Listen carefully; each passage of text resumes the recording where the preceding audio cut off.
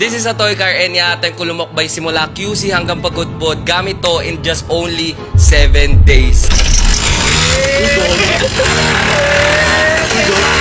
Nag-search ako sa internet na kapag nilakmay mo to gamit kotse, it will take you 9 hours. And kapag lalakarin mo naman, mahigit 113 hours ang aabutin. Yun yung kapag walang pahinga-pahinga pa. Siyempre, kami naman, kailangan namin ng pahinga. Paano pa pag may nangyari sa aming masama, diba? Pero bakit ko nga ba siya gustong gawin? Well, matagal ko na rin kasing planong gumawa ng episode 4 nitong Toy Car series. Actually, 9 months ago ko pa nga ito prinamis sa inyo Kaya sobrang late na talaga ako. At dahil rin dito, sobrang daming blessings na pumasok sa akin. Na-article tayo dito, na-notice tayo ni Supercar Blandy, guys. And actually, itong video na to, ito yung may pinakamaraming views na video ko sa Facebook. Simula ako ng YouTube or naggumawa ng video sa buong buhay ko. Kaya ngayon, dito ulit tayo magsisimula. Gagawa ako ng 7-day fundraiser na lilikom ng 500,000 pesos. And lahat ng donation na ibibigay nyo sa akin ay paghahati-hati ko sa mga charity organization.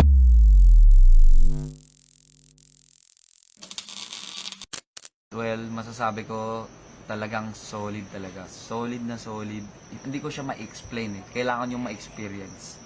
Kailangan nyo ma-experience kung gaano sila kasolid.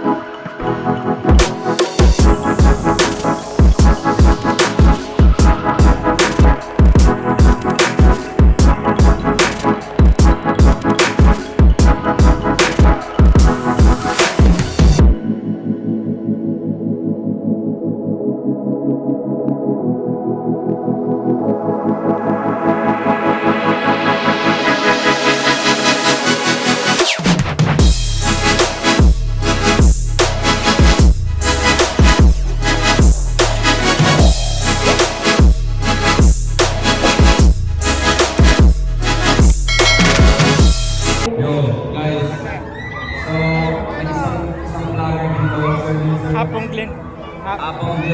Yes. So, ako po ay isa sa mga representative ng vloggers sa Ilocos Norte.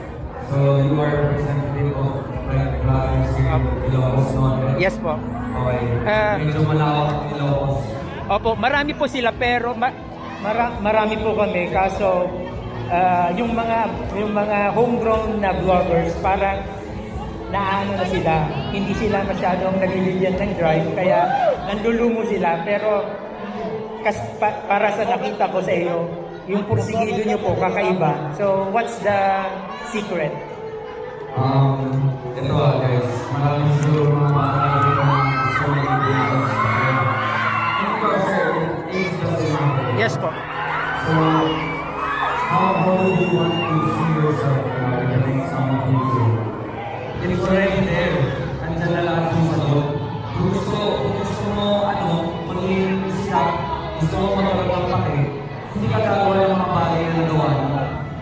Kailangan gumawa ng bagay na ikaw pala ang nakagawa. Eh hindi mo magagawa yan kapag pare-pareho yung ginagawa yung lahat. Nakakasawa na yung lasa. Kaya nga, idol na idol ko kayo ni Adam. Si Adam naman nag-iingay, nag-lockdown sa isla.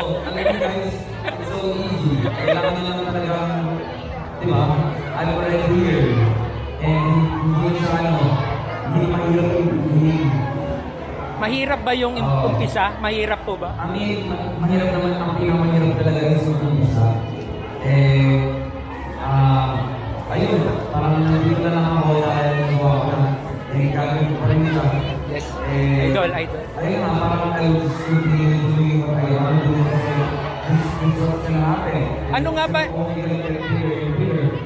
And I just need to acknowledge and just don't take people for granted for what they do for me, which is very hard. Always goes extra mile for me.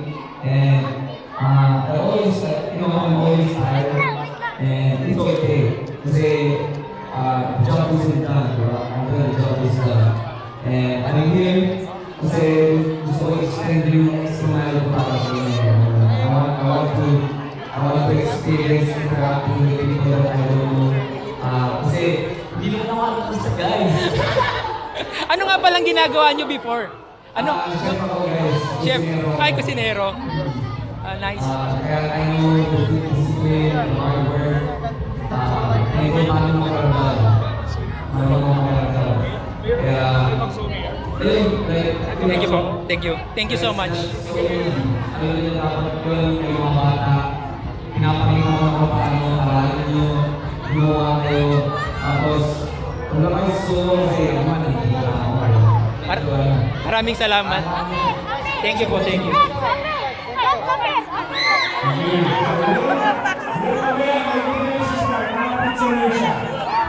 Grabe, so ayun, grabe si Spark na nakausap natin, and yung sekreto ng vloggers na katulad niya, it's like be different, sabi niya, di ba? Huwag mong gawin yung mga ginagawa na ng mga iba.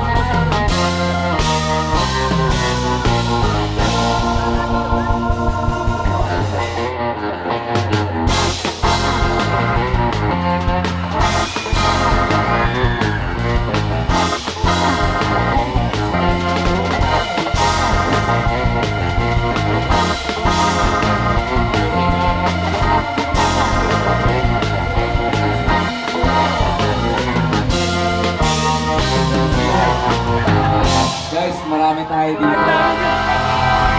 Gusto ko sana na lahat tayo makapagpa-picture na maayos. Chill lang. Smart lang to. Si Smart lang. Chill lang.